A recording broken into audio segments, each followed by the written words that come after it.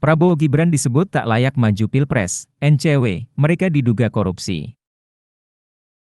Ketua Umum DPP National Corruption Watch, NCW, Hanifah Sutrisna menganggap baca pres dan bacawa pres dari Koalisi Indonesia Maju, KIM, Prabowo Subianto dan Gibran Rakabuming Raka tidak layak untuk maju di Pilpres 2024.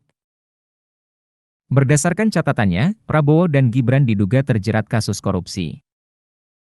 Untuk Prabowo, Hanifah mengatakan Ketua Umum Partai Gerindra itu diduga melakukan 2 tindakan korupsi.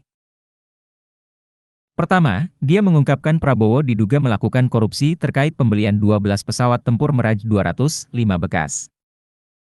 Hanifah menjelaskan pesawat tempur ini sebenarnya akan dihibahkan saat era pemerintahan Susilo Bambang Yudhoyono, SB, tahun 2009. Bahwa Prabowo ini, dugaan terhadap pembelian pesawat bekas Mirage 2005 yang kami duga adalah pesawat yang sama yang dahulunya akan dihibahkan ke Republik Indonesia tahun 2009 yang pada saat itu Menteri Pertahanannya adalah Juwono Sudarsono, katanya dalam Tribun News on Focus yang ditayangkan di YouTube Tribun News seperti dikutip pada Senin, 30 Oktober 2023. Hanifah pun menilai SBY seharusnya mengetahui terkait pesawat tempur ini. Namun, sambungnya, lantaran berkoalisi dengan Prabowo, maka SBY tidak memberitahunya.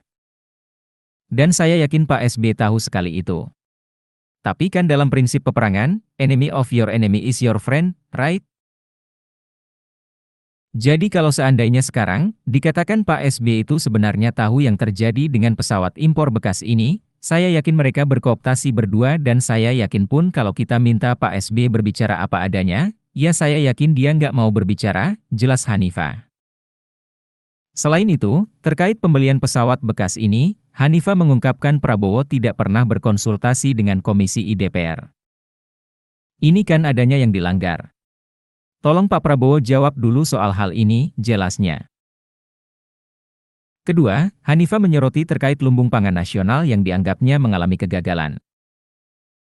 Selain itu, dia juga menyebut penanggung jawab dari wilayah yang dijadikan kawasan lumbung pangan nasional ini diduga merupakan kroni dari Prabowo. Hanifah pun mengatakan akibat kegagalan lumbung pangan nasional ini, negara harus dirugikan hingga 6 triliun rupiah. Tapi apa yang didapat? Nilai uang yang dikeluarkan 6 triliun rupiah 2020 hingga 2022 sampai saat ini tidak bisa dipertanggungjawabkan, artinya dianggap gagal, ujarnya. Alasan Gibran tidak layak maju Pilpres 2024. Sementara terkait Gibran, Hanifah menduga Gibran menerima gratifikasi dan tindak pidana pencucian uang, TPPU, dari PT SM pada tahun 2015.